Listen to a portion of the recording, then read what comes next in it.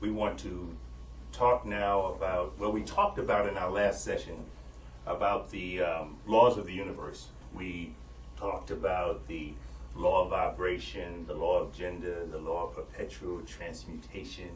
We talked about the law of relativity. We talked about the law of attraction.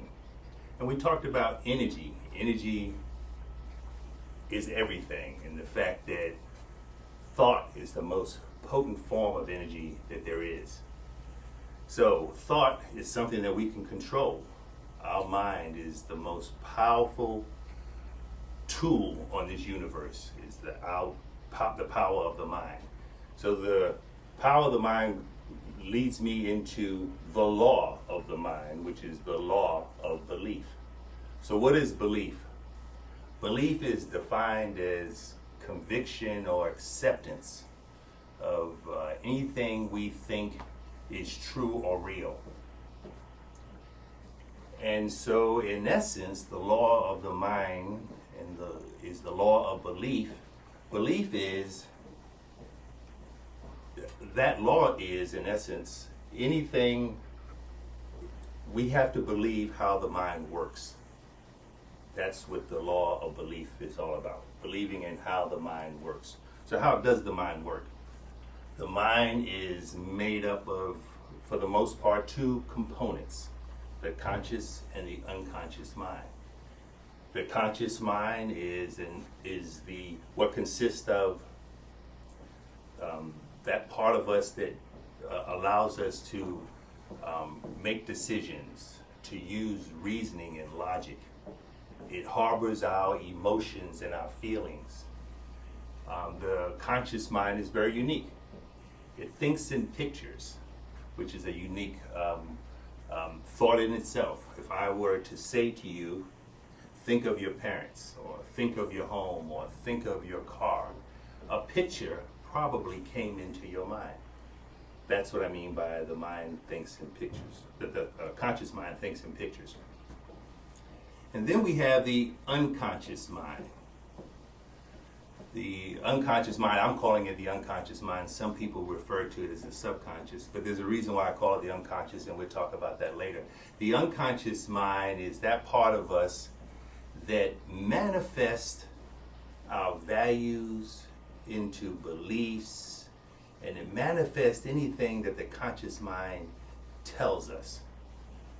It also harbors our life regenerating support system. It controls our breathing, it controls our organs, it controls the reproduction of all the cells in our body. So that is the unconscious mind. So the conscious mind and the unconscious mind talk to each other.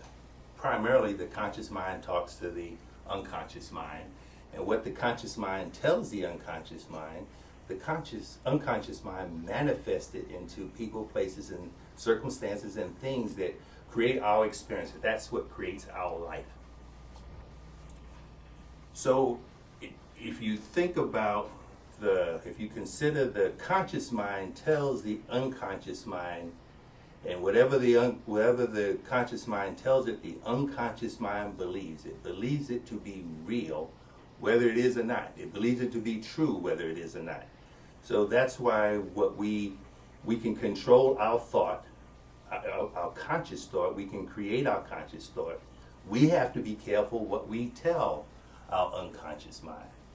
Now let me give you some examples about the conscious versus the unconscious. I talked a little while ago about the life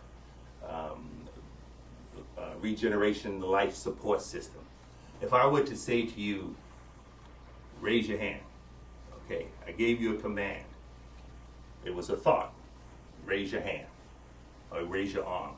You did not think when you raised your arm, you did not think about all the muscles that had to communicate with each other that caused your arm to raise above your head.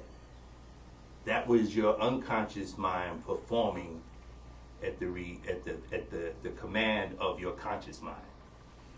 When the conscious mind can tell the unconscious mind negative things, and again, the unconscious mind will believe it because it doesn't have the ability to determine what's true or false, or what's good or bad, or what's right or wrong. It believes, it trusts that everything the conscious mind tells it is true. So, if the conscious mind hears things like, or says things to the unconscious mind like, you're not good enough, or you're not smart enough, or you're too fat, or you're too ugly, the conscious mind believes that to be, the unconscious mind believes that to be true. So, what happens? We develop, remember I said the unconscious mind takes the thought that the conscious mind gives it, and it manifests it into people, places, things, circumstances, and things. Well, when we hear that, our unconscious mind then will take it and it will manifest it in our behaviors. Let me give you an example what I'm talking about. And those behaviors, when they're negative and they manifest into something negative, those behaviors can be called limiting beliefs. So let me give you an example of what those limiting beliefs, an example of a limiting belief. When I was born and raised in New York City, grew up in the Bronx, and I'm a product of the public school systems of New York. And we had a numerical grading system. 65 was passing, and I would bring home 90s and 95s, and this is true.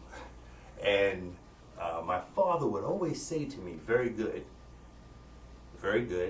but you can do better. So when I would bring home hundreds, he would say to me, very good, that's very good, John, but you can do better. So, you know, I was 8 or 9 years old, and I said to my father one day, I said, Pop, I don't understand. I got 100, and you're telling me I can do better. How can you get better than 100? He said, son, you did good, but none of us are perfect. You can always do better. Well, at 8 or 9 years old, I can tell you the impact that had on me, because at that point, I felt, and I can remember saying to myself, well, forget it, because I'll never be good enough. And I can remember saying that to myself. And I grew up with that belief that I could never be good enough. And that did have an impact on my life later on in life. Another example that I would like to give you would be, and this has to do with relationships. The women in my family when I was growing up, and this is primarily when I was in high school, my aunts and my mother would make comments similar to, well, as long as the man is bringing home the bacon and taking care of home, I'm not worried about what he does outside of here. Well, now these are women that I look up to, and I thought that what they were saying was the way it was. And so I started behaving that way as I got older. I thought that as long as I took care of home, whatever I did outside the home would be okay.